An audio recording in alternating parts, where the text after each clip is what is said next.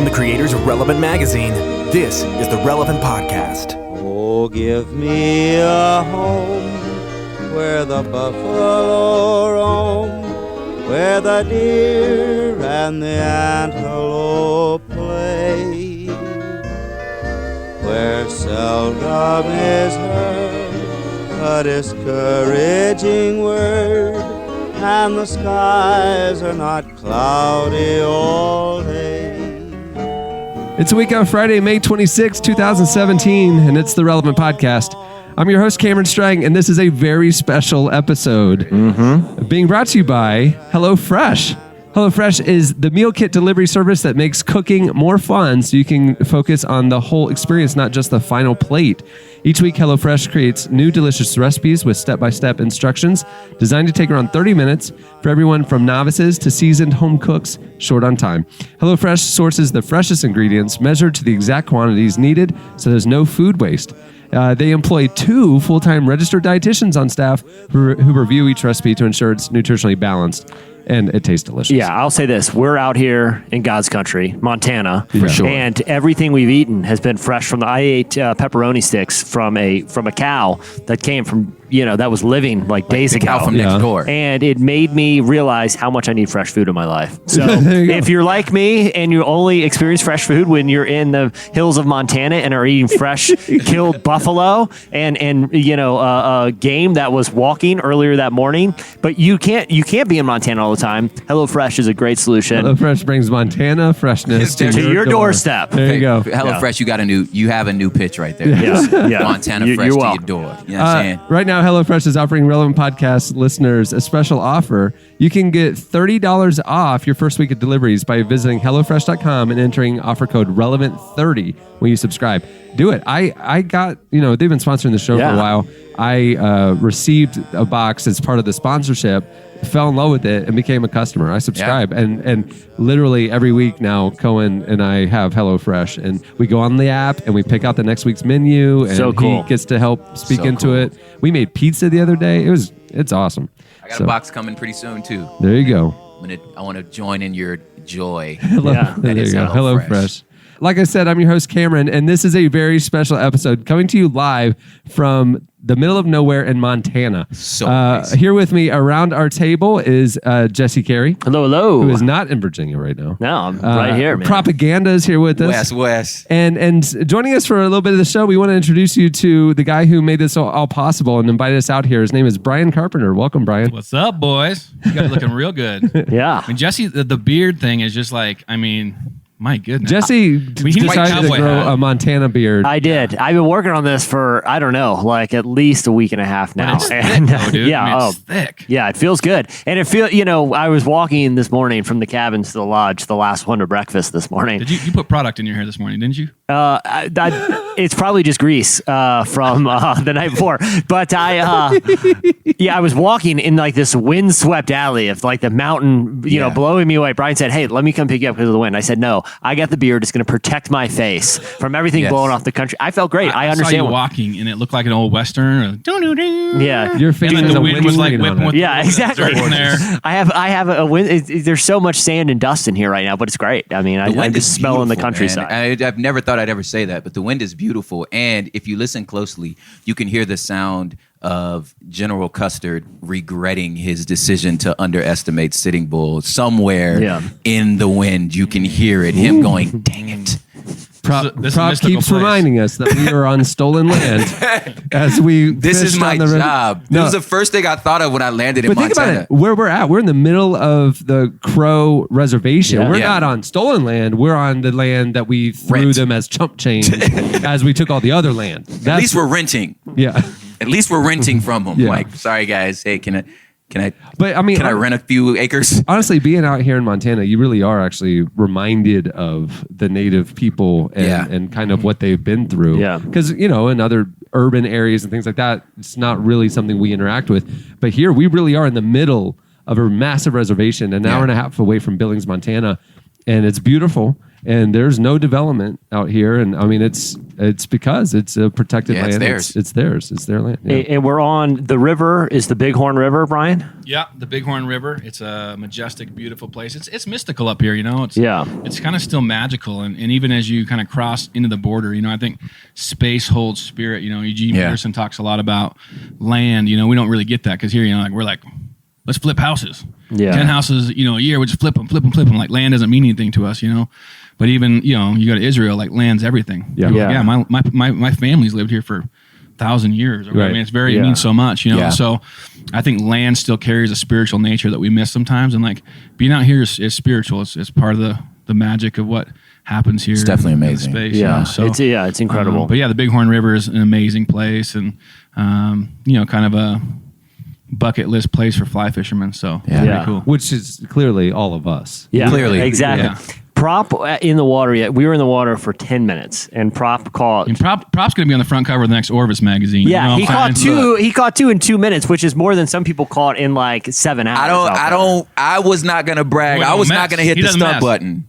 However, I did catch 2 within 10 minutes. Yeah. I'm just, Yeah, it was pretty saying. incredible. it's There- pretty, it's pretty trout, phenomenal. like rainbow trout, brown trout, Yeah. world Yeah. class. It's amazing. Yeah. And we have a good thing to report if you haven't figured this out yet.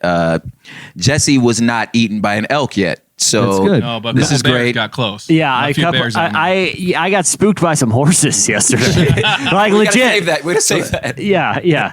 Okay, we'll save that. Yeah, But they smelled that greasy hair. And they're like, exactly, they saw an easy meal. man. Yeah, fresh kill. Yeah. Well, we have a great show in store for you. We're doing our best to do a normal show. So if Yeah. this is your first time listening to our podcast, maybe go back and start with a different one. We're going to do our best to do a reasonable facsimile of a normal episode. Some Montana will be sprinkled throughout, but coming up later, Damon Lindelof joins us. He's the mastermind behind the shows like Lost and right now The Leftovers, which combine, overt spiritual themes with kind of sci-fi and stuff. The Leftovers series finale is actually, I think, this week. Yeah, it's coming up. If it's not this week, it's coming up really soon. Yeah. We had him in the magazine in the last issue, and what you'll hear is another part of that conversation that you didn't see in the magazine.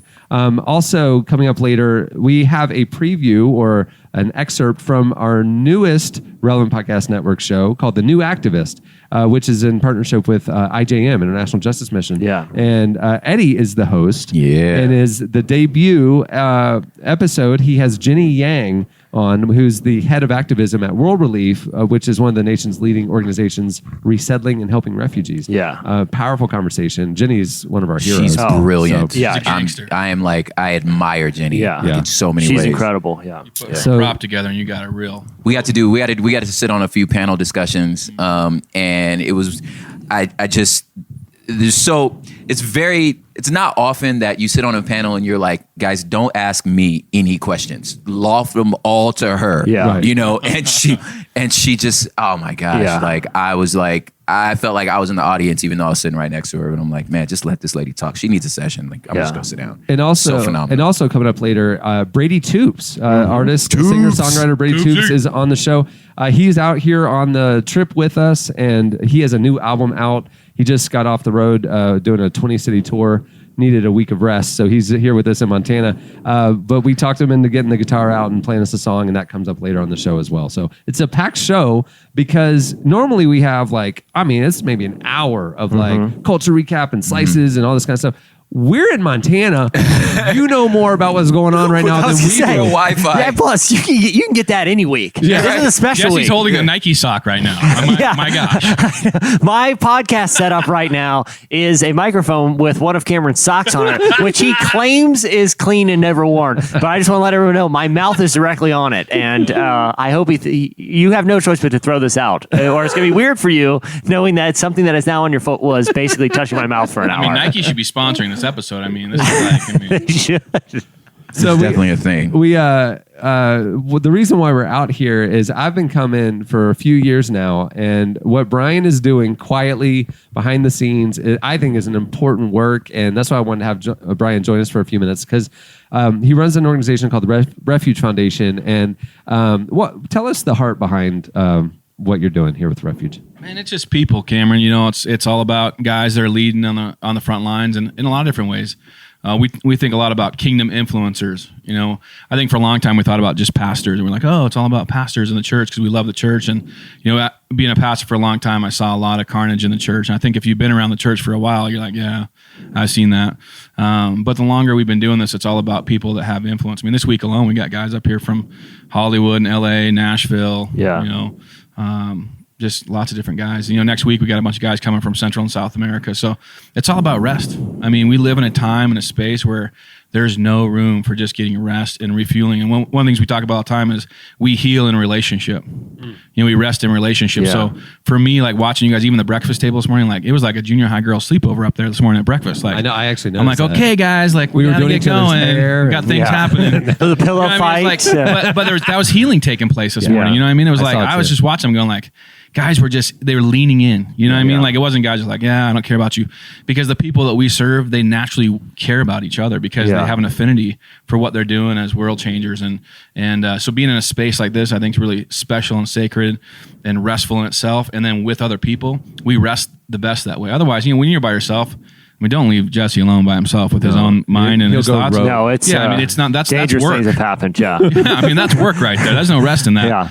But, you know, we almost become a distraction for one another in a way. And I think, too, even just listening to some of the conversation with guys, I've heard some guys talking about some things that are deep on their heart that I know they're not talking with a lot of people about. Yeah. And then just our own, like, theological issues and challenges and things that are challenging me, you know, things that people say. And every week I'm like, I don't know if I'm there yet or, you know, I mean, it's just a beautiful thing. So Refuge is really all about you taking care of leaders, keeping them in the game for another day. We can keep Cameron in the game for another day, Jesse in the game for another day, Prop in the game for another day. Yeah, man. Then we did our job. You know? I was invited this is my fourth trip out, and I was invited the first time by a group of church leaders that were coming, and I kind of knew one of the guys, and it was the year I was going through my divorce, and he emailed me and he said, "Hey, I'm going out to Montana. There's no strings attached. Come with us. We're going to fly fish. We're going to shoot guns. We're just going to hang out." And I was like, I have done none of those things. And I was in a season of life where Bob Goff told me to say yes to stuff. And I said yes. And I showed up. I didn't know any of them. I didn't know Brian. I didn't know the ministry that they're doing.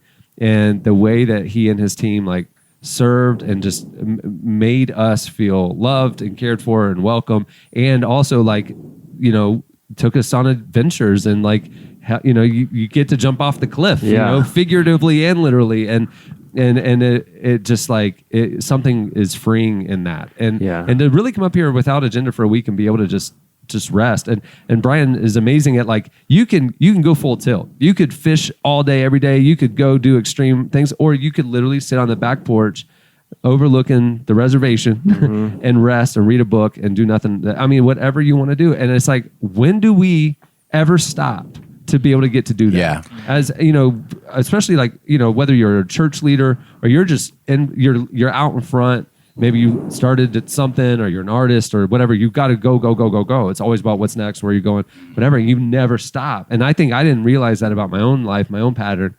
And every year now, Brian makes me stop for a week, and it's like been so restorative to my soul. It's so crazy to think about, like you said, like how hard stopping is difficult. It is. Rest is difficult. It's harder than going. It really is. Rest is very The difficult. first night we were here, a couple of the guys asked me, you guys both arrived late. We were chatting before you guys got here, and one of the guys asked me, he goes, when do you actually start like relaxing? Like during the week? Like when does it hit you? I'm like, it's usually around Wednesday. Wednesday, all of a sudden you feel your blood pressure has dropped, and the rhythm is different, and you're actually in the new rhythm versus like kind of like you're still transitioning. And then by Thursday, you're really I'm here. Yeah. And then, oh crud, I gotta go home on Friday. It's like it's like a 2-day week for me. I think it's about being present too. Like I know for me, like one of the hard things with my kids and my wife and my, it's like put your phone down and be present. Yeah. Like look at me, like because it takes a while to be really present. Like it takes to get beyond the surface of conversation with my kids and with my wife, with friends. Like it takes a little while. It's not like 20 minutes or 30 minutes or a coffee. Like it takes a long time, especially for men, Yeah. And so, space like this gives us time to get there, and you were talking earlier about just all going hard. Like I think we become victims of our own success. Like so many guys, like we'll take care of 400 guys out here this year, all of them incredible leaders, very good at what they do. And so many of them, I look at them and I almost like feel sympathetic towards them. You know, there's an empathy as well, but you know, I understand that like we become victims of our own success. We want to be so successful, and then we become successful, and we're like, shoot, like I can't stop. I can't get off of this. Yeah, this wheel. Because the wheel is actually like when you leave, the wheel is still spinning. We're still getting emails. Yeah. We're still getting texts. There's still things that need to get taken care of at home. You know, on top of all that, like, you know, Jesse and I being parents, like it's, you know, I'm still thinking about like my wife trying to like drop off all the kids during this time while I'm here. And then just this idea of like, well, I want to help, but I know like if I'm exhausted, I'm not helping. I'm going to be better after this week. You know what I mean? Yeah. Well, it's interesting because when we were the other morning, me and you were driving. I think we were just chit chatting outside, and you were talking about, you know, how there is no like agenda, like when people like, and the importance of, like you said, of just slowing down, because I feel like for a lot of people, it is easy to get like in that like shark mode where you feel like if you stop swimming, if you stop going hard, you stop breathing. You know what I mean? Like it's hard to stop. But, you know, one interesting thing you were telling me was like, you know, you wanted something where there's no sessions. There's no like particular agenda. When was the moment that you're like, man, that's what people need? Like that they need to just be, you know, if they want to, like Cameron said, wander around, if they want to do activities. Do you remember the moment where you're like, this is the calling. This is what we got to do? Yeah, it was the moment when we were all like crispy ourselves. I mean, I was a pastor for 10 years. So, you know, I tell people all the time, like, we didn't start something like, oh, that was a great idea. Yeah. We started this out of necessity for ourselves. As a matter of fact, you talk about your wife and stuff, Prop. And the first year we did this with a bunch of guys, 12, 13 years ago, 5 guys, all running hard, all in full-time ministry, all maybe starting to get a little disillusioned, a little cynical. And so we went fishing one year, a bunch of guys I met at conferences and stuff, and we loved it. I mean, like you could literally see like the facial change of, you know, like your eye, you know, your skin kind of, you know, your color comes back to your face. Like I was literally watching it. I was like, so like the moment it hit for me was like, I'm like, I watched it in our own souls, like our own lives. I was like, this is what I want. I tell people all the time, like people go to church conferences now to go to Chili's afterwards, right? Yeah. It's like you don't go because, you know, the sessions are great, but you're like even Cameron and I were at a conference in October together. It was like we were out till like, you know, you were out till late. Yeah, my wife was there, Judah so I had to get home.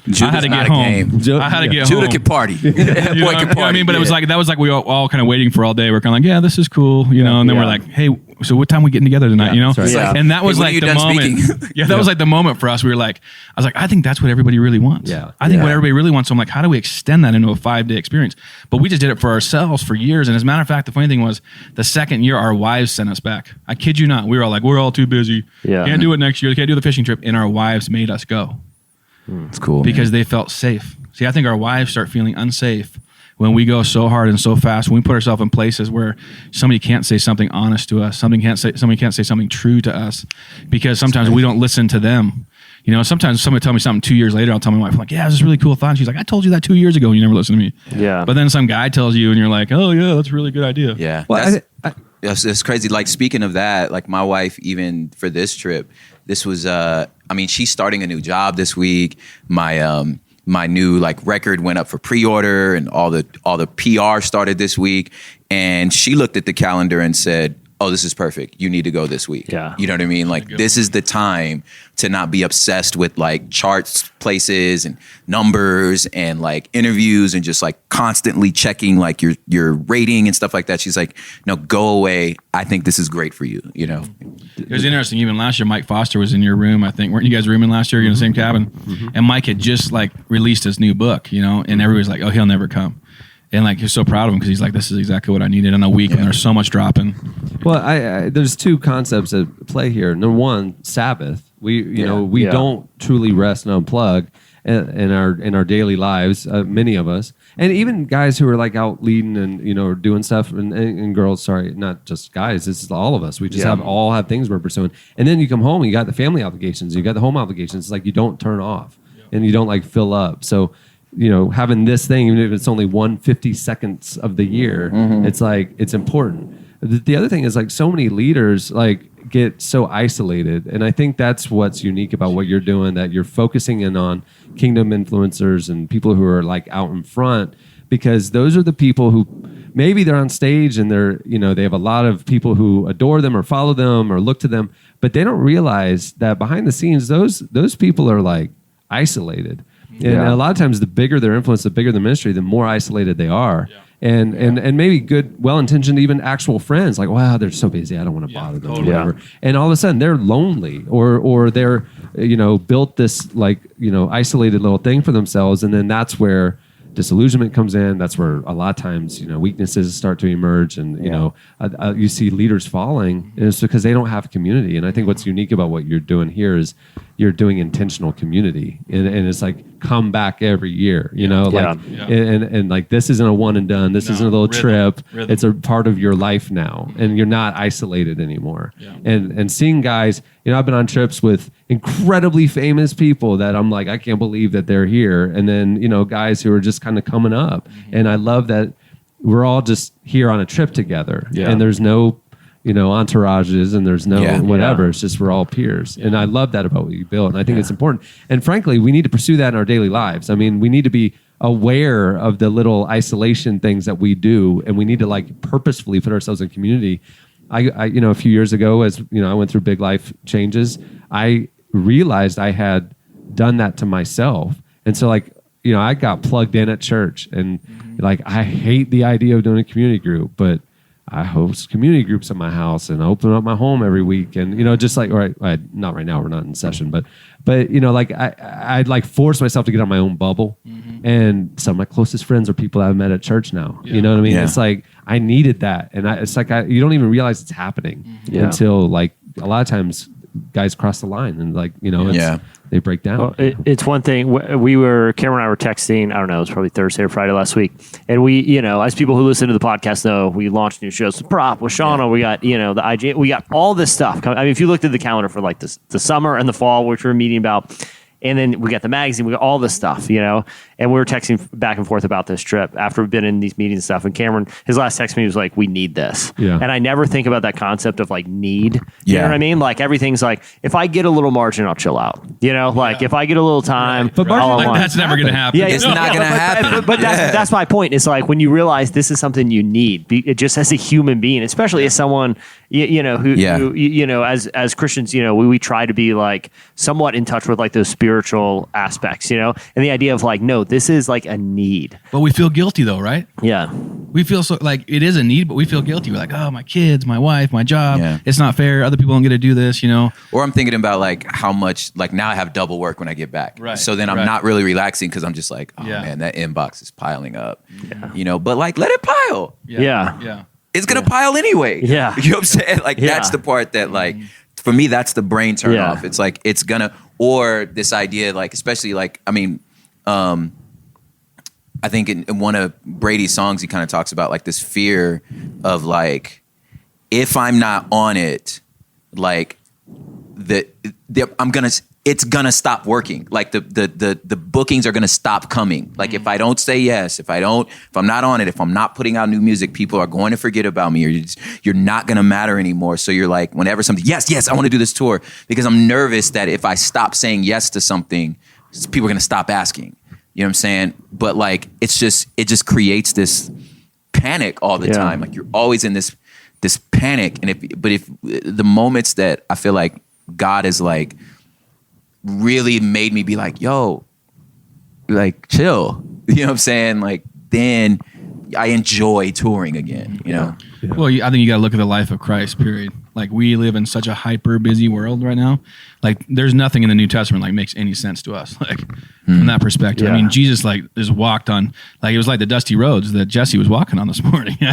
Wind whipping blowing in his beard. But here he is. He's just spending hours walking from this place to that place. Just a crew of them, him and his 12 dudes, we're rolling. And in that time and space, God's doing all these things, but it's not the same kind of high pressure, adrenal going all the time. As Christians, we don't know, it's this monastic life that I think you gotta be careful because there's a balance there, because, it's easy to get caught up in this monastic life of never being out doing anything, never engaging the world, never engaging culture. But also at the same time, it's easy to just go and work all the time and never, stay in touch with that quiet spirit, So I think it's too about authenticity up here though. Where can you go and just be authentic and be yourself as a leader? So if you're listening today, I just want to encourage you, love your pastor more. You know, send more cards thanking him. You know, because the assumption is everybody's like, oh yeah, you're probably getting like lots of thank you cards and what a great guy he is. And now I'll tell you what he's getting. He's getting a lot of cards that are saying like, music's too loud, your theology's wrong. You should be talking about this and that, and why aren't you?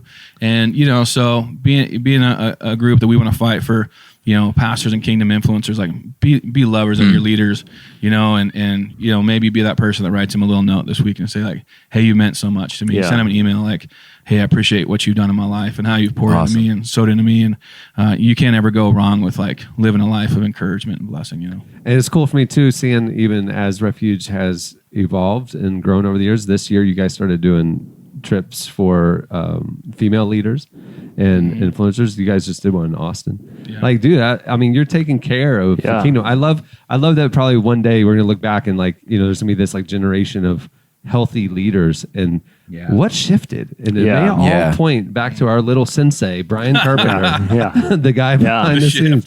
For real, it's all grassroots, man. We're just keeping on the low DL, like grassroots, just influence a few people, and you know, maybe that'll change I love it, things, man. So. Well, thank you for everything. Yeah, man, this has been a blast. Man. We sure love you guys so much. All right, well, trying to move the show along. We'll do a little bit. Okay, you got to remember, we went off the grid. Now, literally. Okay, so how we're doing this is we are kind of breaking the spirit of this place, and we're actually doing a little bit of work in the middle of the week. But this is it. Now, this is it. And then I'm driving into Billings, an hour and a half, to find some sort of Wi-Fi cafe to upload this. On a motorcycle. Yeah, I am. We're going to motorcycle. Cameron's going to be tearing through the night or the afternoon. Like the sunset is going down like a pack of wolves chasing him down the Montana highway. Movie time. I don't think people realize the heroic effort that is going into them hearing this. It's true. I'm going to have this like in a backpack. I'm going to be on a motorcycle. I'm going to find a FedEx office, and I'm going to find Wi-Fi. And if you're asking, how is he going to find a FedEx office? Because there's no Wi-Fi out here. There's a very treacherous mountain nearby that he's going to ride the motorcycle to the top of, use his binoculars, and ride down as the wolves chase him to the FedEx store. It's heroic. To get this podcast out for you guys. That's how much they love you. It's important. But you know, the thing is, we went off the grid on Monday. So you know, we're sitting there. You're hearing this on Friday. Yeah, there's 5 days of news. We have no clue. It should be in case we missed it. Right.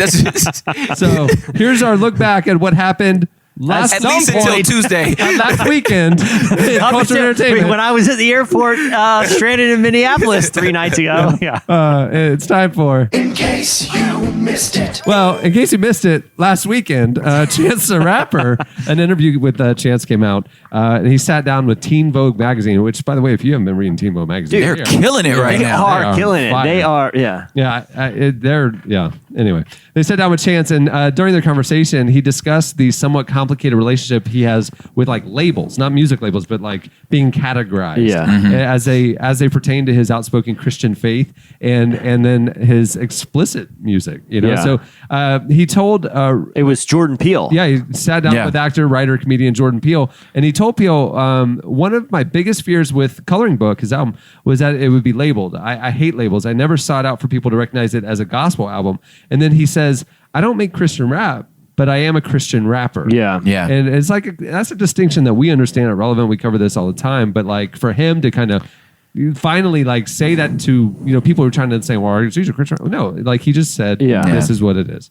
And, it's cool that he doesn't have to mince words. I think oftentimes like because of the umbrella of CCM in general, hip hop artists, like obviously me being one of them, like it's always been hard to kind of like, cause I'm not Tomlin, you know what I'm saying? Right. So like, it's hard to say, you know, it's not worship music. It's not this. So it's always hard to like really figure out what we're trying to say in the sense that like, this isn't meant for corporate worship. Him not having the umbrella of CCM is able to say, oh yeah, I'm a Christian rapper, but without the baggage. It's interesting because that baggage is so prevalent that even he admitted like he was concerned about labels coming in. Yeah. So he said when Coloring Book was about to release, you know, listen, if you've heard it, it has openly worshipful moments, lyrics about God. He covers Chris Tomlin's song. Yeah. But then obviously it's explicit. Yeah. And I don't think there's a clean version available on Apple either. Yeah. I mean, it's just like you got to sit down with the whole range of the content if you want to listen to it. He said he was concerned about being misunderstood. So prior to his release, this is what he said. When I was going out and trying to give full glory to God in my setting, I feared that people would be dismissive of it. Like, oh, this is Christian rap, I'm not trying to hear it. But it's the total opposite. People were very accepting of it. Whether they say I'm an atheist, but I love coloring book, or they say I'm so glad I was able to get closer to God through this project. People had formed opinions about what I put into the world. I think that's always the goal of art, is to make people ask themselves questions. Yeah. So there you go. Well, in case you missed it this week or last week or the weekend prior to Monday. At some point prior to Monday, Aziz Ansari spoke out about Master of None's religion episode. Yeah. So the new season of Master of None is out. So good. And I watched it on the way here, the religion episode. Yeah. And so like it's really interesting how almost each episode is self-contained. Yeah, they're like short films. They really and are. I feel at moments it feels like a film school project. But it's so good. Well, one of the episodes is called Religion, and Vulture published an interview with Aziz about the religion episode and the real life experiences behind it. So this is what he said: as a kid, your religion is just doing whatever your parents picked up. I've never heard of a kid who's like, well, I studied every religion and the one I picked ended up being the one my parents picked. No, everyone's like, this is what our parents did. We're going to do the same thing, and you're going to do the same thing. And I remember even as a kid just not liking that aspect. I remember learning about religions in school and being like, well, why? And then this is there before there's any kind of issue with Islam. I didn't want to be doing it just because my parents did it. Yeah. And that comes through in the episode. Well, the thing is, like, even if you're not Muslim, like his parent, like the episode is through the lens of his personal experience. But I feel like even if you grew up in any sort of religious atmosphere, you can relate to the tension that he's wrestling with. Because like he said there, at the core of the tension is like, do I believe what I believe just because my parents did? Yeah. But even to the extent, and not to dig too much into like Islam, but what he's wrestling with is some of the things that I think he would view as more like legalistic, like eating pork, or some of the more, I shouldn't say legalistic, it's just more of the ritualistic and traditional aspects of the thing. Yeah, go ahead. I'm sorry. But I was just to say, you see that in the Christian households too. Like, oh well, my parents didn't drink, or like, is this me or whatever? Watch certain kind of culture. Yeah. Is this me abandoning my faith, or is this me discovering it for myself?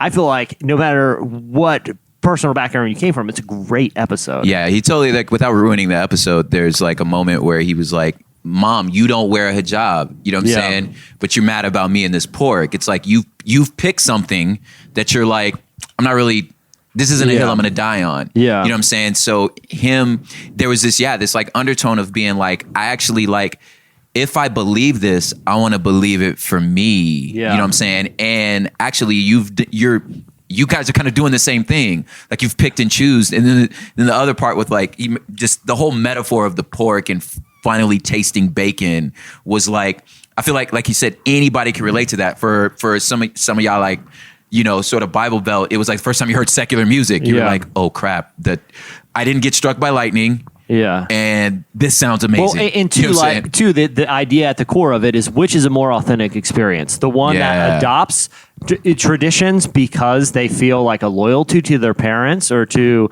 the historic, a legacy of the faith? Or is it the one that, is comfortable abandoning them to find something that's authentic to them? I mean, for him to be able to do it, and it's funny. Like, it sounds like we're like unpacking this like crazy, like religious, documentary or something. But it's Aziz Ansari. It's really funny, but it's cool to hear the background perspective on it. Well, in case you missed it, here's some news on the theological comedy front. That's a new one. Owen Wilson and Daniel Radcliffe are about to play the parts of God and an angel on a new TBS show. It's in the Good Place-ish take on the workplace comedy. Wilson's God character delegates his more godlike duties to Radcliffe's angel Craig. Craig will have to handle little things like the pending destruction of Earth. It's being executive produced by Lorne Michaels and longtime SNL writer Simon Rich. It's called Miracle Workers, and it debuts in 2018. I love that, like, we're at a place where, because a good place, has like these ideas like heaven and hell and like redemption and like punishment for sins and things like that. But There was like a time when like weird, absurdist sci-fi comedies were everywhere. You know, like I feel we always talk about like Alf and Little Small Wonder and things like that. But I love the fact that those are sort of coming back, but through the lens of like commentary about religion and like social. Because I mean, obviously I haven't seen the show, but ultimately, like in the premise, which is just funny reading it, like Craig has to deal with it. But Craig. But there's what is at the core of these shows. Craig the Angel. Yeah, but at the core of these shows, even like The Good Place, is a real cultural tension with like, okay, if we say we believe what we do believe about God, someone's making those decisions. Like if we like the idea of sovereignty, someone's making the decisions to do destruction, or like with The Good Place, like are there eternal consequences for our action? They're wrestling with these tensions is like such a funny light that I don't know if the show's gonna be good, but it's got a good pedigree. Yeah, and to think that like art and people that make art, film, music, like they aren't like other in our culture, like they're members of the culture. Yeah. So you're watching, terrorism and political climate and all that. You're experiencing, what I'm saying, the what evangelicals are saying about the world and how they voted and yada yada, and then what Islam and radical terrorism, or whatever the case may be, like all those things, and still just really trying to make sense out of the world we're in now. You know what I'm saying? And it's showing up in your art. Well, that's the thing with Damon Lindelof, who you'll hear from later in the episode. He's doing it through the lens of like sci-fi and kind of adventure and drama. You have this happening in comedy with Aziz, with shows like this and The Good Place. It is a fascinating time where religion and faith are at the cross point of this cultural tension, and people are comfortable enough to be a little irreverent with it. A big spoiler alert about Damon Lindelof, the series finale, The Leftovers. Yeah, I saw a screener for it. Okay, and the big twist at the end was Craig. Craig shows up. And it tees up the show that's going to come out next year. And then you find out it was all a dream in Jack's head from Lost. Like the plane never even crashed. This was all dreamed up. Yeah. Well, they call the smoke monster Craig in The Leftovers. So. Craig/smoke monster, the angel of Owen Wilson. Yeah. There you go. All right. Well, that'll do it for In Case You Missed It. Stay tuned for a very Montana-esque Slices. This is going to be great.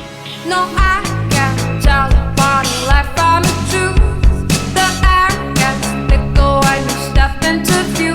I don't know what you found. All of my thoughts are new, but when I think of heaven, I think of you. And they say that you are bad, but I'll never do better. No, I'll never do better. I don't ever wanna waste my time again. Don't you know how hard that time away? I don't ever wanna waste my time again. Don't you know how hard? All right. Well, here's where I would say the song you're listening to. Yeah. The problem is, I don't know what you're listening to because I had to send this file midweek, from Montana. He drove through a thunderstorm. There was lightning bolts hitting the desert floor beside him as he blasted through the desert on a motorcycle. Highway to the Dangers was playing as he's somewhere. I don't know where the speaker was coming from, but it was playing. So Crazy. Chandler picked out the music. I had a suggestion for the opener. I don't even know if he took the suggestion. But so you're just listening to music. If you want to know what was playing on today's show, go over to the podcast episode page at relevantmagazine.com, and they're all listed there like they are every week. All right, well, it's time for Slices. What do you have, Jesse? Okay, so I was, I don't know if you guys heard about this. This is super interesting. Okay. A lot's been going on that I don't know about. But what? Because we do not have the internet. We don't have the internet. We don't Yes. have the internet. So I had to find out regional news. and here's the thing. I'm in Montana. I don't even know if they deliver the newspaper out here. So that made that difficult. Yes. So I just had to take up the observations from the land. Okay. And here's one thing I learned. In case you missed, or in Montana these days, the highway speed limit is over 80 miles an hour. But really, you can just open it up. And if you're a passenger in an F-150, particularly in the bed of it, it is terrifying to drive these highways because the guys out here have learned to take corners a little hotter than I'm comfortable with. I haven't said anything, but I think at one point one of the guys apologized because he saw my knuckles literally get white. This is 80 mile an hour speed limit. Yeah. Is it really? 80, Yes, on the highway, 80 miles an hour. And minimum 65. But I'm literally about to go rent motorcycles. So the highways that I will be riding are 80 miles an hour. 80 Just miles because there's an only hour. 4 people on it all day. So yeah. Yeah. So crazy. Yeah. So I'm suggesting, and here's the thing: I haven't seen one traffic jam out here. Granted, I've not seen any cars. Well, hold on. We did have a traffic jam yesterday when we had the truck in a field. A bunch of horses came and stood in front of us, and we couldn't get out. Right? I mean, that was going to be my slice. Okay, but let's yeah. hear it. Let's hear it. His slice is going to be about the traffic jam. Yes. Yeah. in Okay. Montana. So tell us what happened yesterday. Oh, you want me to go with mine? Yeah. let's do So it. we were doing Montana things, shooting guns at zombie targets, and having a great time. And Can we give a little jump back? in, get another slice there? No, can we say what we thought that the target was? I think so. So, okay, let me paint the picture a little. Okay, so we've been hanging with the dudes from Refuge all morning. We've been fishing. I say we've been fishing. The three of us and our guides, we talked our guides into pulling over about 25 minutes into the fishing trip, and we anchored our boats, just hung out and goofed around and ate sandwiches and literally goofed around on the shoreline for like an hour and a half and had a blast while everyone else fished. Yeah. I think we had the most fun. I do too. Everyone. I'm So anyway, positive So we then, so we're sitting there, and guys like, hey, why don't we just call this thing and we'll go shooting guns? We're like, let's do it. Yes. in Montana. Yeah, exactly. So we load up. Long story short, we get to where we're gonna go when we're like armed with assault rifles, actually assault rifles, and we get to the field, and these dudes we've been hanging out with, they're like, hey, just wait in the truck. We're gonna go put the targets up, and then we'll drive you back to the place, a few hundred yards out, and we'll shoot them. So we're about halfway between where we're gonna shoot and where the targets are. It's probably 60 yards. 50, Yeah. 50 or 60 yards. So you can kind of see what they're doing. We're not in earshot, Right. And one of the guys gets out and he puts like a standard target with like the bullseye and Bullseye, stuff on each side, and then he goes and takes out a target and places it right in the middle. Prop, I want you to take the story from Yeah, there. so it's clearly like one of those like shooting the bad guy kind of targets, right? So I'm looking at it, and from far away, the dude was wearing a ball cap, and from far away, I was like, these rather dark. Like that. Is that? It really looked like, I'll be honest with you, we were all sitting there thinking it. Yeah. And then is that, what we were thinking without saying a word was, is that really a target of a dark skinned man that we're going to shoot at? And then all of a sudden we're sitting there and he's still hanging, the guy's way down, and the three of us are in the truck, and Prop just goes, what is that? What is that middle target? So I'm like, man, we've been hanging out, we playing poker, we went fly fishing earlier, just hamming it up, shooting the breeze. He hung a picture of a And he hangs a picture of a black man at the shooting range. What is happening right now? Whoa, man. So the guy comes back, he's just trotting along, having a great time, about to show us how to shoot these guns, And then as soon as he opens the door, I was like, hey, what's that middle target? He goes, oh, it's a zombie. And I was like, It was a definitely- green Yeah, zombie Yeah. carrying a from the pizza. distance, the silhouette looked like it a was, black dude. All you saw was, but then you go up and it's like this green monster zombie carrying a pizza man. box. But Yeah, And it never even occurred to him. He was Yeah. but I will say this, I've been relaxed the entire time we've been here. Yeah. I had a surge of like anxiety and very uncomfortableness for 15 seconds. good 15 from the moment seconds. he's walking back from the target. I was so nervous. To Prop, like, are you guys seeing what I'm seeing? And we're all sitting in the truck like, am I tripping? oh, man, Like, it's gonna get awkward. I mean, I know it's a thing. I know there's not another black man for another 400 mile radius. So maybe I'm being sensitive, but I'm like, I don't know, guys. I don't know if we're there yet. Yeah, I don't know if we should be shooting at that thing. But so anyway, we start shooting. Yeah. And And these things are loud. They're blasting. So I mean, we're it's like, shooting. we have to wear ear protection. dude, so I had mine. I took mine off to Oh, yeah, at no, one point to look down on the scope or No, whatever, get no, loud. no. And someone I can't remember who shot one directly next to my head, and I didn't have earbuds in. And ringing. It's really like it's like loud. startling. So anyway, you would So think it sounds like a big explosions. We're in the field, just explosions. One would think that would frighten away any animals, particularly large, smart ones that Yes. know that their gun's going off. Yes. So we're shooting, we're having fun, our backs are turned, and Jesse notices maybe it's time for us to roll out. And immediately. Is that what you said? Yeah. Guys, But, okay, continue. Maybe not those 'cause- terms. So immediately, I turn, and all of a sudden, I'm like, I know this scenario. We're right back in South Central LA. It was on the horizon. On the horizon, standing far enough away just in case we were dangerous, but close enough to know you're kind of in my yard right now. Yeah. Was a pack of like free, beautiful horses. Yeah. They were walking towards us Slowly. And, not like a herd. They were sending a They message. were literally shoulder to shoulder in a line. Yeah. like walking directly at us. For you guys that watch, that subscribe to like the Red Couch podcast. Yeah. This was not only hood politics. This was hood on the range politics. This is major politics. This is range, because I'm like, those horses are gangbanging. Like you just, what do you? Yeah. They was basically like, what you doing on our block, homie? For real. Well, so You lost? So they keep You walking lost? up. They keep walking up, right? And I'm like, I don't know if you guys noticed this because I was a little embarrassed, but I was like, I'm getting in that truck. You did. I got in the truck immediately, and the horse, Which is really the smartest thing to do. One of the guys we're with is like petting the horse on the face. They're feeding it grass. Like you guys, Cameron's like walking right up to it, taking a picture. I'm like, dude, I'm getting in that truck. Are you okay? We've joked around about this exact scenario where animals come upon us, and it's like, okay, this is about to be like a self-fulfilling walking prophecy. real I'm like, slow. those animals are like 600 pounds. I can't. I'm But they didn't stop. This is the thing. They kept coming closer and closer and closer. And it was in a menacing kind of way. It wasn't like, It was so fun, slow and confident Right. that makes you feel like these.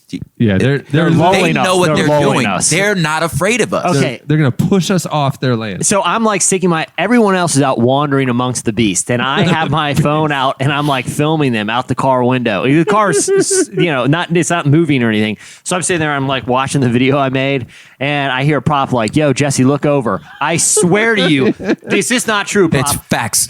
I was sitting on the right hand back seat, passenger side, and I turn over and I'm thinking someone's gonna be sitting next to me because I can feel like a presence. A freaking horse head is Completely. I can feel it breathing on my jugular. Completely in the car. Are you not? Am I lying? There's- I can this feel is the breath. not- I Jesse can feel the exaggerates. breath This on is my not throat. exaggeration. I can feel the breath on my throat. Like at any. Have you guys seen Alien with Sigourney Weaver? Yeah. Where it's a famous scene where she's like looking straight ahead, and the alien face is right beside her, like, and it's like slobbering all over, and she's crying. That was me in the back of the car yesterday, and I'm like, just take me. Just if you want the throat, just make it quick.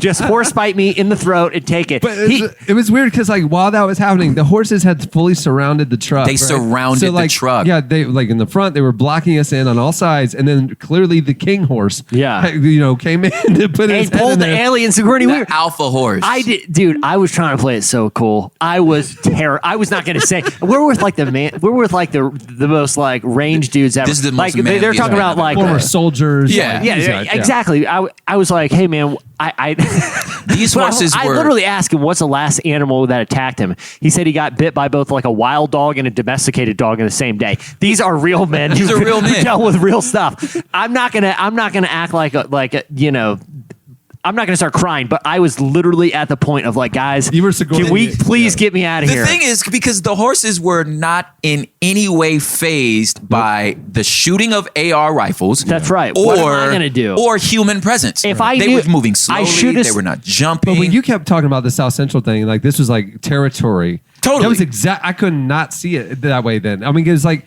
that's exactly what happened. They calmly came over. They like get out of here, and then they addressed us calmly. They Yeah. did, but their physical intimidation, of Dude, just- I thought I'm safe in the car. It's like Jurassic Park. It's like Totally. those fools in Jurassic Park who are like, just get in the car and lay down. No, you're drawing more attention to yourself. They're Yes. going for the car first. Its Yeah. head Do is you in the think I'm car. scared of your car? You think I'm scared of this car? Exactly. It was the I looked over and it was the eye of like the Tyrannosaurus. Like Right. it was a freaking horse head. He's not like, I'm not scared. I'm Yeah. not intimidated. I just need you to know. yeah. get out. Y'all need to leave now. Yeah. Yeah, I'm I was like, Prop, I'm not trying. I was looking at my phone. I didn't look up. I'm like, Prop, I'm not trying to be rude, man, but you need to get some gum or a mint or something in your breath. Oh, it's a horse head right there. That's not Prop. Oh man, so Great. that's Prop slice. Yeah, yeah. What's your slice, Jesse? Well, in addition to my observation about the speed limits, I found another thing about Montana that cows walk perilously close to the sides of cliffs. Okay. Let me back up for a second. Context. Let me say something. I've had 2 points in this trip where I've been like super nervous about something bad happening. One is when a horse could have bit my throat out if he wanted to and decided not to because he sensed the fear. Right. The second is we're floating down a river. Yeah, the big fly river, fishing. and the sides of the river, are cliffs. Yeah, they're cliffs. Little, And like and it's surrounded by cattle ranches and reservation land, stuff like that. But so it's cliffs on either side, right? And so we're cruising down the river, fly fishing, and it's like a winding, snaking river with cliffs. And like we come upon like a herd of cows or whatever on the banks, but like the bank gets steeper and steeper. And I'm like, and we're all talking about the cows and how cool they are or whatever. And I'm like, dude, man, look up on that cliffside. Like there's like a mangy outcast cow that's like hanging on, and because cows hang out together. Yeah, and I'm like, really do. I'm like, that's a little weird that he's over by himself, and he's like on the edge of the cliff. It's like patchy. Look, I think a hoof was hanging off the cliff face. Like he is like, I'm like, this cow. He looked wobbly. Yeah, and so I said to the guys in the boat, I'm like, look, I don't know what the ethical thing is here because I feel like that cow's about to fall in the river right beside us, and like. Are we just going to watch a cow drown? Yeah. Like, because that's super messed up.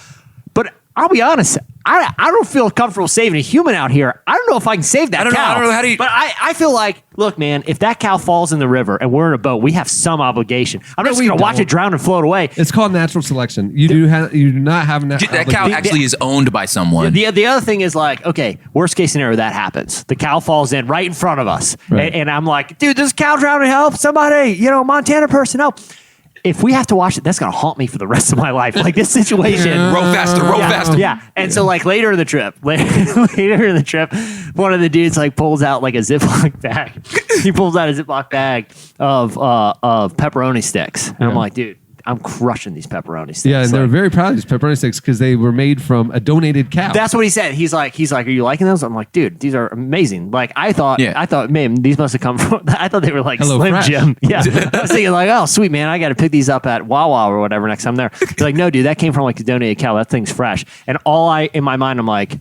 That cow fell off a cliff and washed up on the bank. So like, when you say donated, you mean the river donated. Donated by Jesus. There's probably cows washing up on the banks, all the time. Cows And people are falling just off a cliff, grinding them into pepperoni sticks. Like That's I actually the found real like reason. a dark secret out here. That's the real reason the lake is called Bighorn. Yeah, exactly. Yeah, horses they just fall in all the time. It's just it's the mangy sick cows that fall in though. Yeah. That's why they can only make pepperoni out of their meat. It's like already spicy. well, that's what I say. They didn't even spice it. They just cut it open and a bunch of pepperoni sticks fell out. Yeah, just slices. Something weird happens to the inside of smoked those mangy salmon ones, flavored. I've been learning a lot of interesting facts. Hard hitting slices. I've been learning. I mean, these are. I'm thinking about starting a nature show with all the stuff I learned because most is pretty accurate. I'm not going to fact check it because I have saw it with my own eyes. I know what happens. We know where pepperoni comes from now. Yeah, That's exactly. basically what we're saying. All right.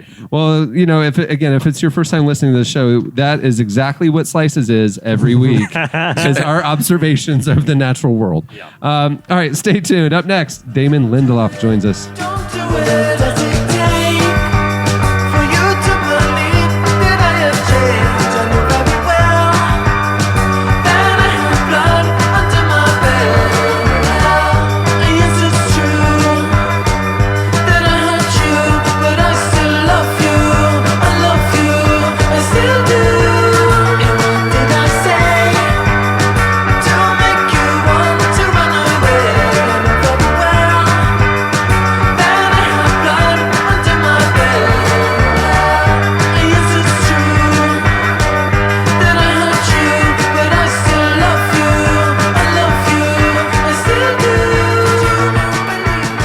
This week's feature interview is brought to you by Movement Watches.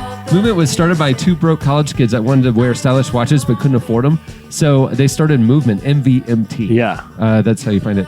On the belief that style shouldn't break the bank. They they have launched a cult following. I mean, they've sold over 500,000 watches in over 160 countries. It's crazy to see. They're basically like the Warby Parker of watches. Yeah. There's like good style, but good value.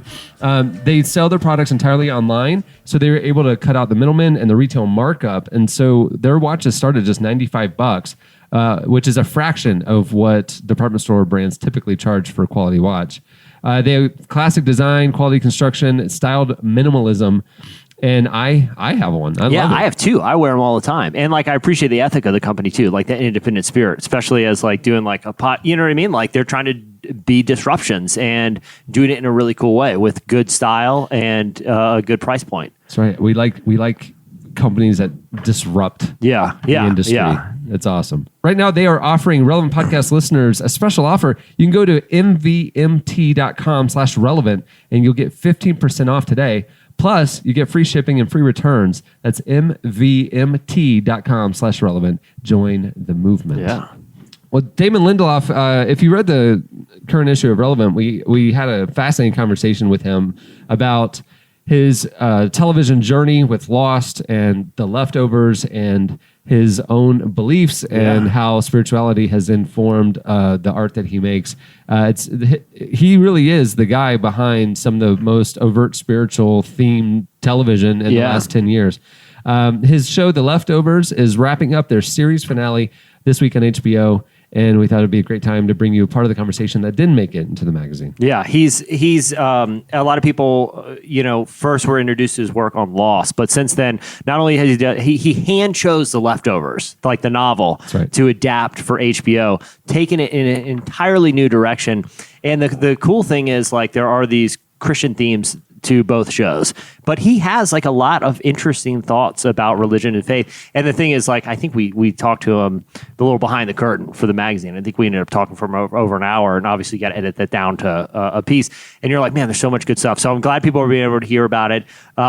He's a big force in Hollywood right now. He's like a script doctor. Like when like World War Z or one of these movies can't find an ending, they bring in a guy like Damon Lindelof because he understands like the power of certain kind of story arc. So fascinating guy, fascinating interview. Without any further ado, here is part of our conversation with Damon Lindelof.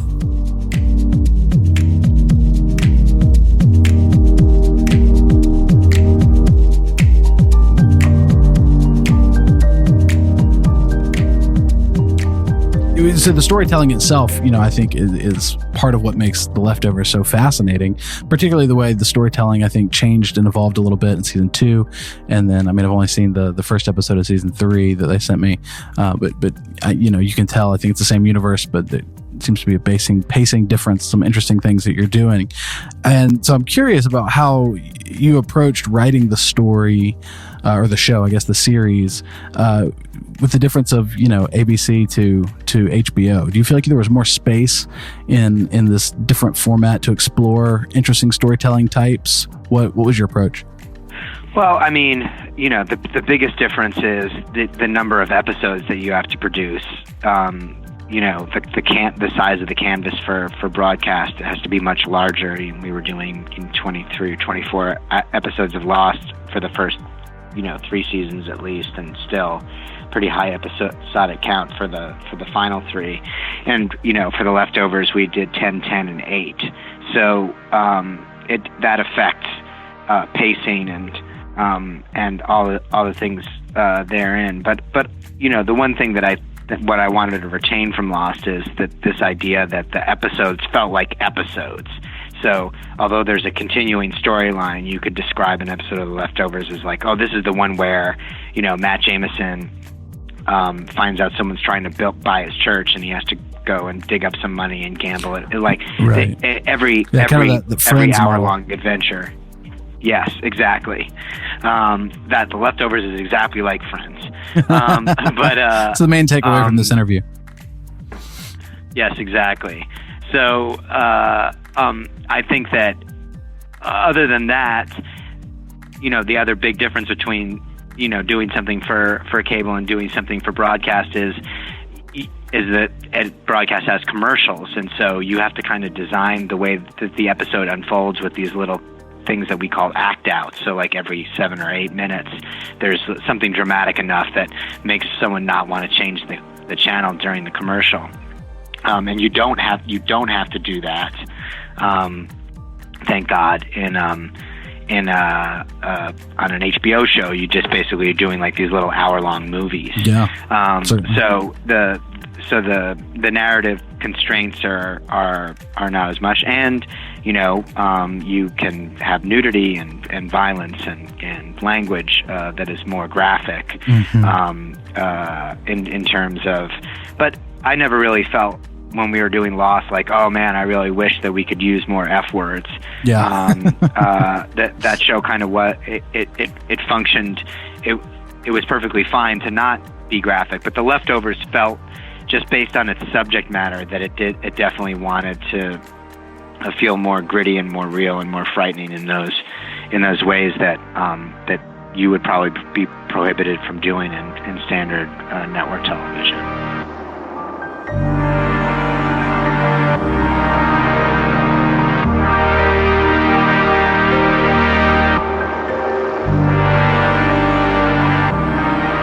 So season 3 opens with this whole like mini arc opening intro series thing about this what appears to be like a Quaker family where the mother puts a lot of stock in rapture predictions. I assume something like rapture predictions of their church, and sure. And they keep failing, and over the few 45 seconds or whatever it is, the dad kind of loses his faith, or at least his patience with the mother's faith, and takes the son, and then the mom is perpetually frustrated, I think, by these attempts to put faith in this preacher's predictions that keep coming untrue. And then we jump into the main story. I guess main is the right word.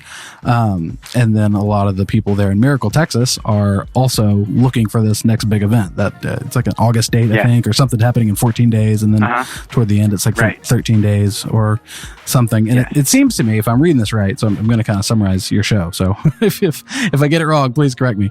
It seems to me it points to kind of your central tension, or what at least I've observed as a central tension, and that's kind of grief and what it means to move past grief, and occasionally even the place of hope in moving past grief. Do you think, is that fair? I mean, does that ring true with what you were trying to do? Yeah, for sure. I mean, I think that when someone talks about grief, it always feels like if you've lost someone close to you that you love, that will profoundly affect you forever. But there is a natural end point to grief, where you just come to accept the loss and kind of move on. And I think that there are, that's one of the wonderful things about many faiths. Organized religion takes a lot of heat, but they have these amazing constructs for grieving cycles but they all have sort of a definitive end. So if you're Jewish and you sit Shiva, there's this time to mourn and wail, and then there's a natural endpoint to it. And a lot of Christian cultures, the idea of the way that the funeral takes place, and the prayers over the grieving, and the way that the deceased is memorialized over time, etc. But it all ends, and eventually you kind of go like, okay, I lost this person who was very close to me, but I've now come out of the end of the grief cycle because of the departure. Because these people aren't dead, they're just gone. There is no natural endpoint for their grief. And so they're much more prone to just be rescued or saved. That this idea that there's like this inherent salvation, or that there's going to be another event. Because I've always been, this kind of end of the world thinking, particularly as it relates to, it feels like there's always a cult out there that thinks that the end is nigh. And some of them actually pick a specific date. And the opening of this final season of Leftovers is based largely upon this group of that was based out of New York called the Millerites, and they actually had some Australian offshoots led by a guy named Playford in Adelaide, Australia, that had there was a very specific date that was picked for when they were going to get raptured up to heaven. And it's just sort of like, what kind of person wants that to happen? Like, how miserable does their life on earth have to be to feel like, well, I'm going to be going to heaven when I die anyway if I lead the right life. Like, why do I have to go now?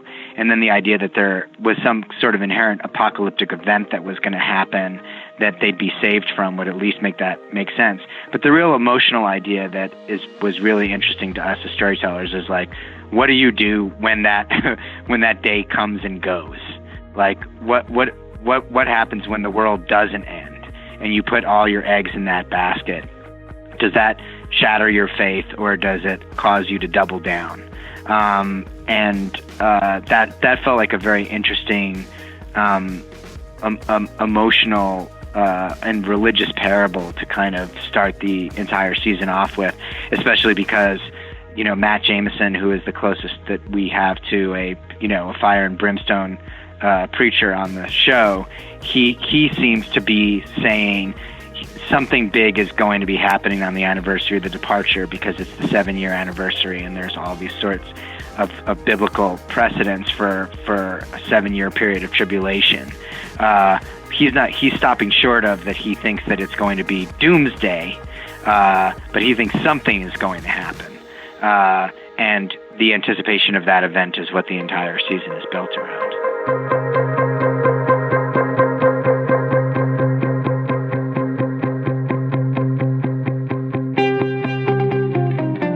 So obviously, this big event, this departure, the sudden departure, is some form. Well, it seems to be some form of, at least draws on, references the Christian idea of the rapture that's rooted in very specific kind of traditions with things called dispensationalism, and it's been portrayed in novels like Left Behind, in a couple different movie versions of the same stories, etc. I mean, do you have experience with those kind of things? Did you grow up in a religious or conservative home where you would have had exposure to this kind of idea? No, I mean, my religious foundation was primarily Judaism, and my father was raised Lutheran, but by the time I was born, he wasn't really, he was pretty much a self-defined atheist. And my mom was culturally Jewish, and I went to Hebrew school and was bar mitzvahed, but not really ever, a believer in the most strictest sense of the word, but obviously had a lot of instruction on the Old Testament. Sure. And always liked Bible stories and was fascinated by Bible stories in terms of what both their, was I supposed to take these things literally? Was there actually a flood? Was there really an Abraham and Isaac? What did Moses actually part the Red Sea, or were these more parables? And then as I grew older, as I began to be, kind of go out into the world and read and experience people who had different religious upbringings than I did, became fascinated by Christianity and the same questions, because I felt like the foundation of my Jewish faith was that these things weren't supposed to be taken literally, that they were more parables, and that I didn't need to believe that Jonah was actually swallowed by a whale, but that the Christians that I encountered believed that Jesus was, that everything that happened in the New Testament was to be taken literally. And that was a sort of a fascinating process for me. In terms of this wasn't a metaphor, this was literal. And so when I've always kind of known about the idea of the rapture, certainly as popularized by, the Left Behind series, and then every once in a while, one of these, kind of doomsday prophets coming forward and saying, this is the end of the world is nigh, et cetera, et cetera. But then Parada actually did a lot of research on the rapture and the different interpretations and the premillennialists and the postmillennialists, and so he, when it comes to the actual rapture, and my understanding from Tom was, and again he did all this research before I met him, so I took his word for it, is that the word rapture never appears in the New Testament. Right. That it's really an extrapolation of a lot of things in Revelations. In terms of this is the sequence of events basically leading into and through the end times, and so in basically everything that I knew about the rapture prior to meeting Parado was in that Mimi Rogers, David Duchovny movie entitled The Rapture. Yeah. And something tells me that it wasn't like strictly canonical to Revelations, although it certainly was not afraid to quote Bible verse. Well then, great. Well then, how about this? How about one more question? Can you tell me what happened to the smoke monster? What happened to it at the very end of the show? Yeah, what happened? What happened with it? I guess I should say. I feel like the consensus around the office was, if we're talking to the creator of Lost, everybody wanted to know more about the smoke monster. Well, everything is subject to interpretation, but I guess that the conventional thinking is that the smoke monster taken the form of John Locke for the majority of the end game of the final season, and its intention was to destroy the island and the island was functioning as a cork for all sorts of unpleasantness and evil in the world that would have been freed had it achieved its goal. And fortunately, Jack Shepherd sacrificed his life in the great messianic tradition to stop this from happening, and defeated and destroyed the smoke monster in the process. So I think that's the conventional answer to the question, and I can't disagree with it.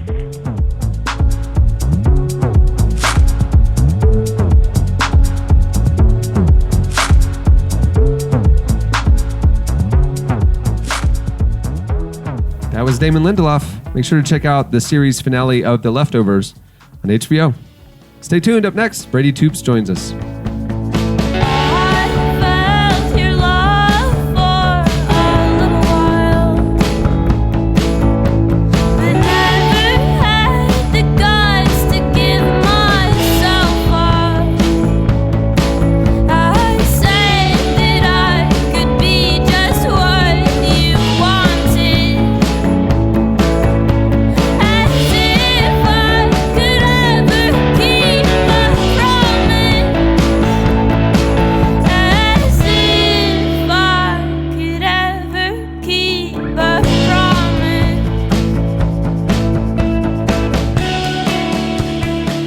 Joining us for the next segment is singer, songwriter, artist Brady Toops. Welcome to the show, man. Oh, it's good to be here. What's up, Toops? Now, not only that, he is also currently the Montana chip leader in an evening poker tournament. I That believe. is true. Let's go. He had a good run last night. It could all change tomorrow, though. It could. I wish we were recording with film like they do in like the ESPN poker tournaments where you see what cards they had, because I almost bluffed him out of his mind last night. It was, listen, here's what I've told the guys. Yeah. They were asking me after, like, how'd you do that? How did you? And I say, listen, when you're like me, the cards don't even matter. Like really don't know what I'm doing. I'm playing the player. I'm not playing the cards. That's right. And I looked him across the table. He called my bluff, but barely. But barely. I watched Rounders right before I came, so I made sure to get my poker mind out. Exactly. Got in the headspace. I like that. Well, Brady has a new album out called Tried and True. Came out in March. You're out touring it right now, right? That's true. Yeah, just finished a 20-city tour, West Coast, Midwest. Wow. And then you take a week off in Montana. Yeah, the only way to rejuvenate, honestly. Beautiful. I needed it. We invited Brady up here with absolutely no agenda. Yeah. And then we said, hey, let's make him sing for us. Yeah. Somewhere inside of Brady is Ray Charles. Like, I know he's just this like chiseled, jawboned, like square chinned, like very, very, very Western European definitions of beauty. Like he fits the mold of. Can I just say real quick, Prop? This is the weirdest compliment ever. Yes, Like all of us are like, is this a compliment? this Like is definitely a compliment. Brady is the exact picture of like definitions of beauty that none of my us goodness. can meet, right? Okay. But Can we inside of receive- that, so receive he that? is Yeah. he is phenomenally white, gorgeous, right? Okay. But. That boy sing like Ray Charles is his Hey, daddy. listen. Yeah. So let me. The boy got soul. That's all I'm trying to say. You may know Brady from a number of things, though. Yes. Not just his brand new album. Here we go. I didn't No, bring it up, Brady. any baseball fans out there? Yeah, Come we on just now. talked about that. Brady and I had a good conversation about collegiate baseball That's yesterday. right. You know? played baseball for the University of Arkansas, right? That's true. Razorbacks. Did you play professionally? I did 3 years in the St. Louis Cardinals organization. Yeah. Yeah. See? Minors. See? Look at that. Yeah. Anything else you might be known for? I can't think of it. I can't. I mean, professional baseball player, singer, songwriter. Hey, that's I'm a triplet. really. I'm a triplet. There it is. That's it. Are you That for hit real, you. triplet? for real. I didn't know that. They don't look like me though. If I'm writing down the qualities of an attractive male, Yeah. a professional That- baseball player, that's at the sensitive pinnacle- singer songwriter. And If can I sing was like trying he to, black. The pinnacle of bachelordom. if I was trying to cast a show of the most eligible right? Is it? bachelors, If I'm casting a show, Brady, you might remember a couple of seasons ago on The Bachelorette. Brady was one of the contestants. Yeah, definitely my proudest moment ever. okay, this isn't. literally what I want every podcast to do. I have a new album out. Leave that alone. Oh This my isn't why- God, it was so long ago. Yeah, I know. How many Move on. seasons was it ago? I think it was 2. The Okay. new one actually just started. Okay. The new season. Yeah, so that's why we had him on this week. It's timely. It's the launch of The Bachelorette. Let's have a former contestant on. Who happens to have an album out? Oh yeah. I don't watch the show. Not out of any. I just Uh-huh. But how far did you make it in the series? That's a tricky question to answer because if you This is remember, old news to a lot of It people. was Yeah. this was an unprecedented situation. There were 2 bachelorettes in my season. 2. Britt and Caitlin. Okay. Caitlin Bristow ended up being the one who went throughout the whole season, but on the first night when us 25 guys showed up and when it's the craziness that is the bachelorette world, we had to actually vote off one of the girls. And the girl that I came to meet, who I actually had mutual friends with, sort of the backstory not many people know, Yeah. she was voted off at about 3 a.m. Oh, and I had man. to figure out at that point whether I wanted to stay on the show or if I wanted to even do it because, I mean, listen, that show's crazy, right? Yeah. We know. If you watch a show, you like it. Why would I ever do a show like that? Yeah. I was asking myself that question Yeah. the whole time. And when she got voted off, I just thought, well, I can't stay on this and be untrue to sort of inauthentic to why I came in the first place. So I decided to actually leave the show in the first night's rose ceremony, go track her down. And So he ended up dating the Bachelorette that got voted off, and he left the show to go chase the girl. And so they showed our story throughout. Yeah. Isn't that majority of crazy? episodes. Yeah. Yeah. So You win. Like that's kind of a and win. the point of the show is to find that connection, and he found it and pursued her, and then they broke found up it a for few months good later. couple months. Hey, seasons change. Things change. Exactly. But look, man, you were able to like show how to do the show with like dignity. I mean, that's something. With integrity. Yeah, integrity. So I'm thinking you probably got a lot of material from that journey. There may be a couple songs on this new record. I like it. Oh, nice. Okay. I like it. Well, the Montana thing, I mean, every night there's a fire pit and, you're here with a guitar. I mean, I figure we'd have a podcast fire pit moment. Yeah, man. And maybe you could play us one of the songs from your new album. I'm down. Cool. Yeah. Well, tell us about the song you're going to sing. Honestly, a couple years ago, I was on tour with a guy named John Mark McMillan, who I think you all know. Yeah. Yeah, I totally. love John Yeah. Mark. And we had this conversation. Which Are you going I to can't announce talk it? about that yet. No, I can't talk about it yet. There might be some propaganda John Mark McMillan news coming up. Yeah. We'll see. We'll see. So we were in the back of the van on tour, and we were talking about some of the greats, Dylan and Johnny Cash, and we had this conversation about he says this Bruce Springsteen quote that's a sort of a lyric, kind of a paraphrase lyric in one of his songs. It says, "If the thing that you do to survive kills the very thing that keeps you alive, then fear is a powerful thing."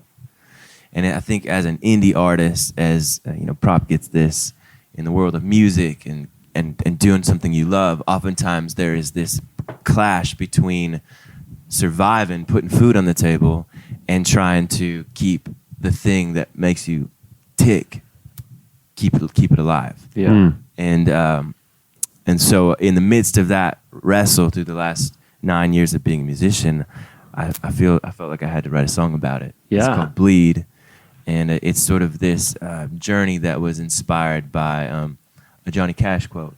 In one of his songs, it says, "Without love, I'm half human. Without love, I'm all machine." And it's this idea of going through the motions to try to make a paycheck, but yet going, do I have the courage to leave that all behind and actually believe that what's in my heart and the reason behind why it ticks, that can actually provide for me in the world. Wow. Come on. Here it is. Y'all, he looks as good as he sounds. And we're back. Now we're back to a weird, offhanded, very, politically correct compliment. For us. All right, here's Brady Toops singing Bleed.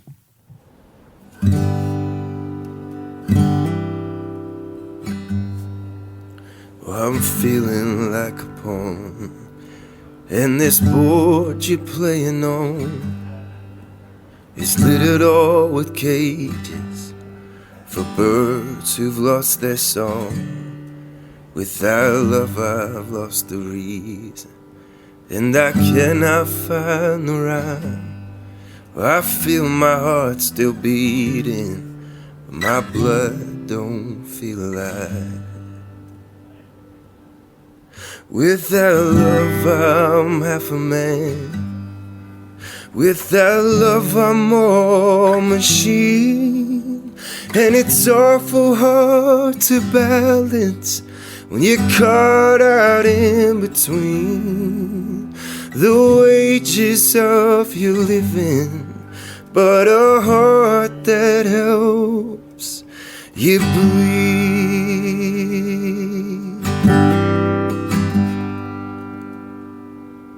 Won't you blow upon these sails? Won't you guide my wounded ship? Lord, I'm lost out on these waters, and the distance I've kept.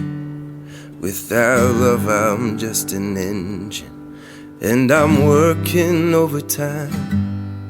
Oh, underneath this starlight, won't you take me with the tide? Without love I'm half a man.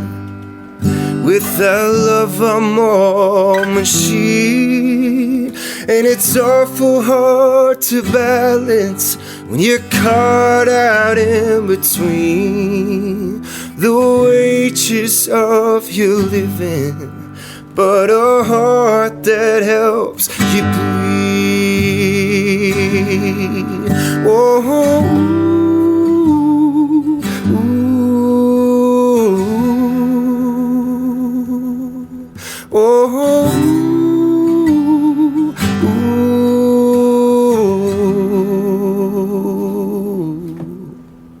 I ain't got the time to hold back, but I ain't got the time to believe.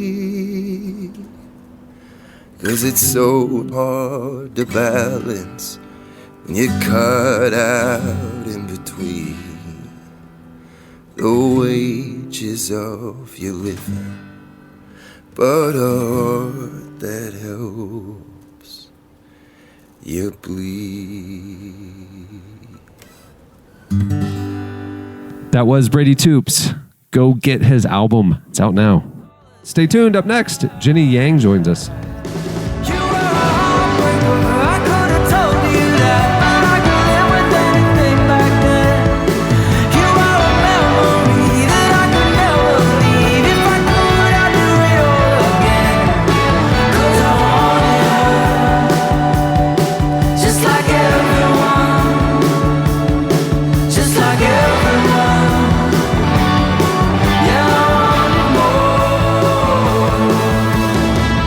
Well, the last few weeks we've had the privilege to bring you guys excerpts or previews of some of the new shows that are launching through the Relevant Podcast Network. A few weeks ago, we introduced you to Shauna Niequist's podcast.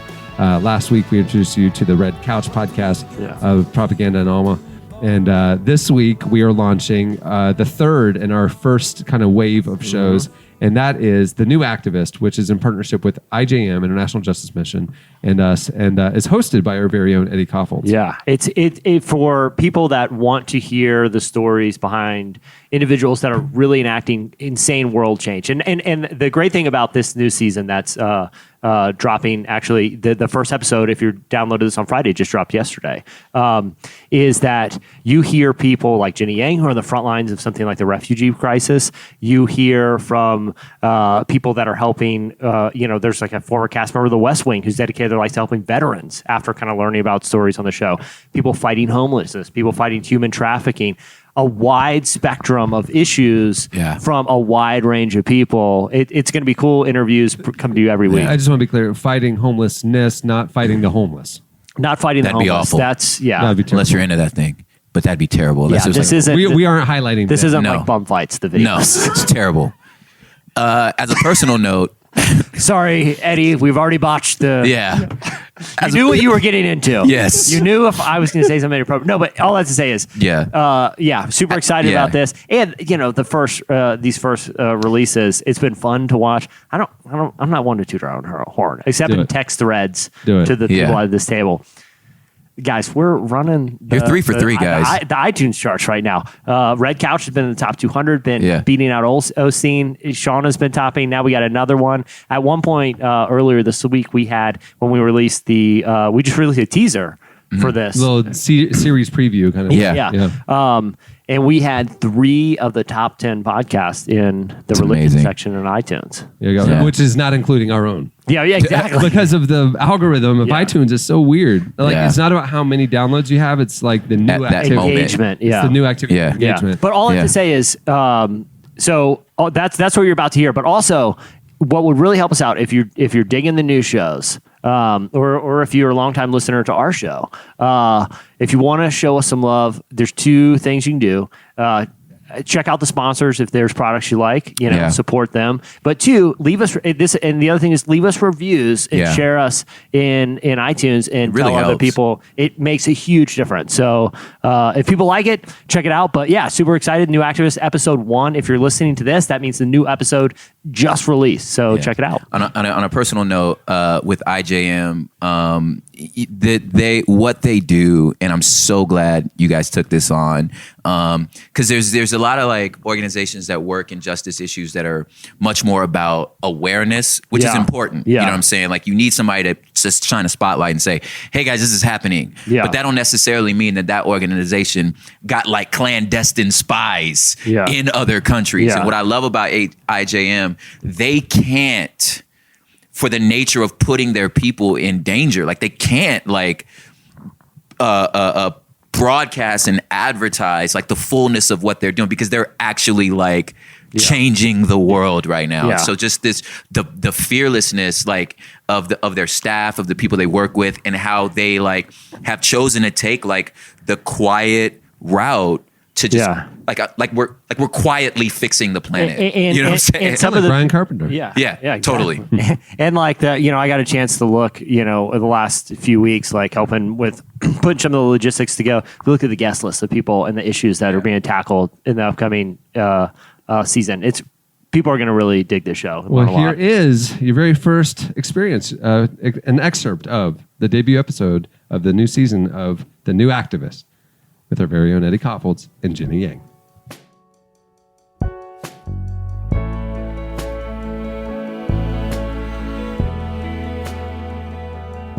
At IJM, we spend a lot of time wrapping our minds around the scope of slavery and kind of the causes of slavery. Like, why are there so many slaves? Why are there more slaves now than at any point in human history?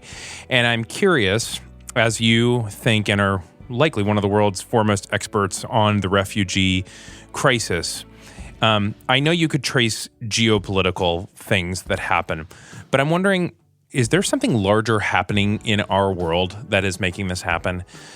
Yeah, so the UN actually does a state of affairs report every summer where they start to detail some of the numbers and some of the ongoing facts around displacement. And one of the reports actually mentioned there's 3 basic reasons why the displacement crisis is the greatest we've seen since World War II. The first being that the conflicts are actually happening more frequently. And so in many areas of the world, they're happening more accelerated, I guess. So in more communities, there's more conflict.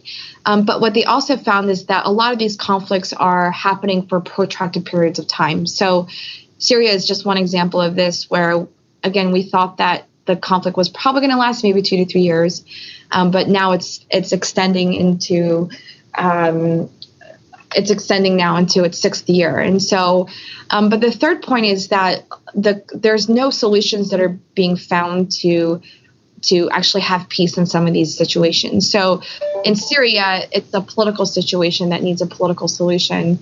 And yet the UN and, the US and regional governments, Russia, they all just cannot come to agreement in terms of what needs to happen in Syria. So again, it's just becoming protracted and protracted. But you see this situation all across the world. And even in the US, a lot of the trafficking victims in the US are actually undocumented immigrants, because they know that they can exploit them, because they won't report what's happening to them to authorities, because they're going to be in fear of being deported from our country.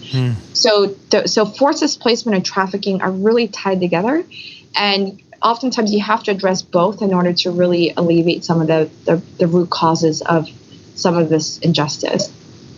How would you define activism? Yeah, I think activism, I actually talk about the 4 A's of activism. The first A being apathy, the second A being awareness, the third A being action, and the fourth A being advocacy. And what I always say is that people, wherever you are on the spectrum on anything that you care about, you should always be going towards advocacy. And so if you're apathetic about something and you want to become more aware of something, learn about the issue, read about it, and get studied up on the things that you care about. But if you're aware of something and you just are stuck there, then really think about doing something action related to get you out of your awareness thinking or mode. And so, whether or not it's volunteering with a local organization, or whether it's writing a letter to your congressman, take action to actually build upon your awareness. But then oftentimes action is confined to, serving the individual needs of our neighbors, or even raising money and things like that. But I feel like ultimately advocacy is really, really important, because we should not just care about an individual's needs at that level, but we should also care about the systems and structures in which the individual lives. Martin Luther King Jr. had this amazing quote in a letter from the Birmingham jail, in which he said, "We're all called to be the Good Samaritan, but that should only be an initial act." One day when we're walking down the Jericho Road and we see one person beat up along the side of the road, and then another person beat up along the side of the road, and someone else beaten up along the side of the road, we have to ask, what is wrong with the Jericho Road? So compassion is more than flinging a coin to a beggar. It requires that an edifice which requires restructuring needs to be engaged as well. And so I think for us to look at our systems and our laws and our policies, to actually work with our government to ensuring that whatever laws they consider passing, or the administration to consider supporting, that those are consistent with the values that we hold. I think it's incumbent upon us that we raise our voices to speak with those who oftentimes are marginalized. And it's not only the right thing to do, it's a biblical thing to do. It's also the thing that I think can lead to real flourishing in our communities. So activism, I think, really is us using all of the gifts that we have been given to speak up for those who are on the margins. I am aware that someone is probably sitting on a subway, wanting like hearing you talk about refugees, hearing you talk about the scope of the problem and the ability and the hope that there is, and the work that World Relief is doing and that you're involved in. And I mean, they're just like, their bell is rung and it's time for them to do something. But pretty immediately it can feel like the weight and bigness of all of this can come crashing down, because it is just a monstrous conversation. And how does an actual single person do anything to actually be helpful? What do you say to that? What do you say to that person? Yeah. Well, I think, you are not called to do everything, but you are called to do one thing. And it's up to you to determine what that one thing is. And, you have to determine that one thing based on what your giftings and your skills are. And you can't be like, this televangelist or like a superstar activist or whatever, if that's not how you are gifted and if that's not how you're shaped. And so if you're, for example, an artist and you really like painting and drawing, then, consider painting something that compels you about an issue of injustice, or use your paintings to draw attention to an issue, or sell your paintings and use that money to give to a local nonprofit organization. And there's a lot of things I think you can do as an artist.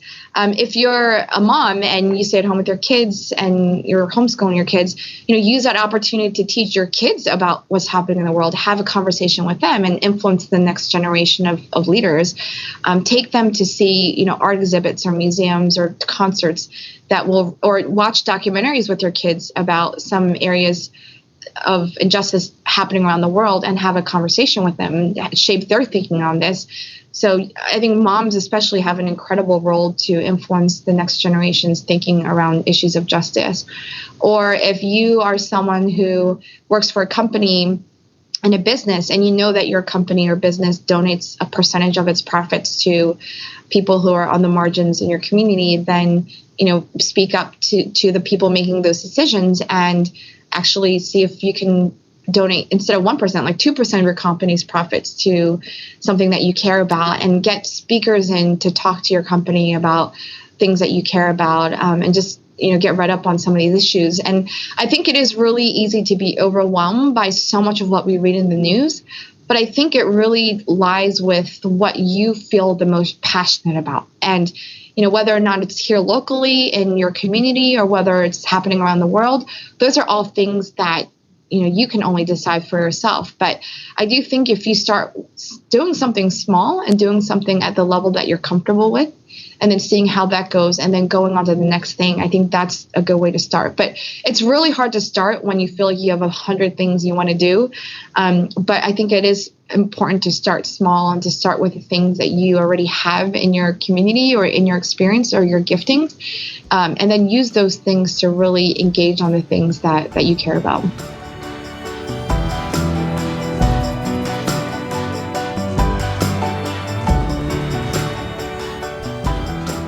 That was a new activist.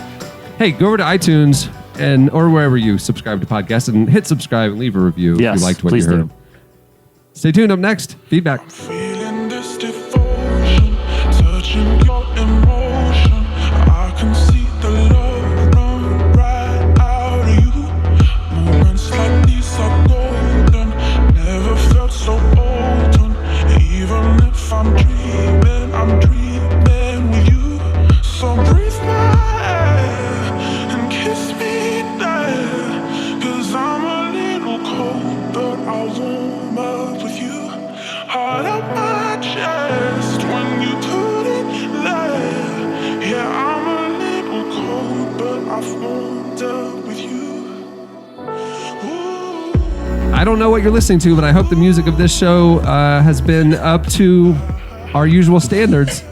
I hope Chandler's been playing some weird, like, dream poppy atmosphere. He's just basically like made beats, and this is like his way to show his demo. All right, it's time for your feedback. Guess what? We don't have internet, so we have no idea what your feedback is. We assume it's all positive. So in lieu of that, I will give you feedback that Prop gave me from sharing a cabin with me last night. Jesse, your night terrors frightened me. Jesse, you should really see someone about that snoring, because it sounds like you're screaming. I'm assuming it's another night terror. There were moments that I thought, I'll take my chances in the wild. It's like, maybe I'll just go sleep outside. And Jesse, apparently a bear is going to be much less frightening than whatever Jesse's going through right now. Jesse, no, I don't want to make a sweet fort with you and sleep in there tonight. Jesse, no, please don't wake me up. There's no one trying to break into the cabin. Jesse, there is not a horse in the window. You're fine.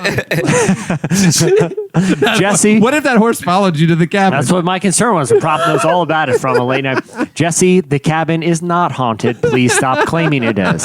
So anyway, I could go Jesse, on. you but have that your was- own bed, bro. Anyway, you have your that's own bed. that was feedback. Thanks to everyone, and by everyone I mean Prop, for making me aware of it all. Yes. All right. Well, that'll do it for last week's feedback. It's time for this week's. Editorial question of the week. Okay, well, we've had some wild nature encounters, and the week's not even halfway done. We want to know for this week's question of the week some of your craziest nature experiences or encounters with the wild. A lot of times when city people get out into nature, it doesn't always go according to plan. Yeah. So we want to know City slickers, your yeah. best stories. You can hit us up on Twitter at Relevant Podcast, or you can post your stories on the podcast episode page at relevantmagazine.com. Many thanks to today's sponsors for making this special Montana episode possible. Remember, you can go over to movementwatches.com/relevant to get 15% off your first purchase. That's mvmtwatches.com/relevant. And when you go to HelloFresh, use offer code relevant30 to get $30 off your first week when you subscribe. Yeah. You'll enjoy it. Thanks to our guests for joining us this week. Remember, Damon Lindelof's the series finale of The Leftovers is airing soon on HBO. Sure, check that out. You can also read the feature with him that is in the last issue of Relevant. Thanks to Brady Toops for being a trooper and singing, being a trooper and singing a song for us when he's on vacation. We appreciate it. Make sure to go check out his new album. It's out now, and he's touring. So go see him. And thanks to Jenny Yang for joining Eddie on The New Activist as well. Go check out their debut episode and subscribe wherever you engage with podcasts. Yeah. All right. Well, on that note, we'll wrap it up. We did it. We did it. We did the special Montana episode. Now I'm going to go ride a motorcycle and deliver this thing I'll say Godspeed. to the internet. Godspeed, sir. Hopefully we make it. On that note, we'll wrap it. I'm Cameron Strang. I'm Jesse Carey. I am Propaganda. Hopefully, we'll see you next week. Where seldom is heard a discouraging word, and the skies are not cloudy all day. Thank you for listening to the Relevant Podcast. If you like what you heard, be sure to leave us a review on iTunes. Check out other shows from the Relevant Podcast Network in the podcast section at relevantmagazine.com. And while you're there, browse exclusive podcast merchandise at our online store. Make sure to subscribe to Relevant Magazine. Info is available at relevantmagazine.com/subscribe. Skies are not cloudy all day. How often at night, when the heavens are bright, with the light from the glittering stars, have I stood there amazed and asked as I gazed if their glory exceeds that of ours.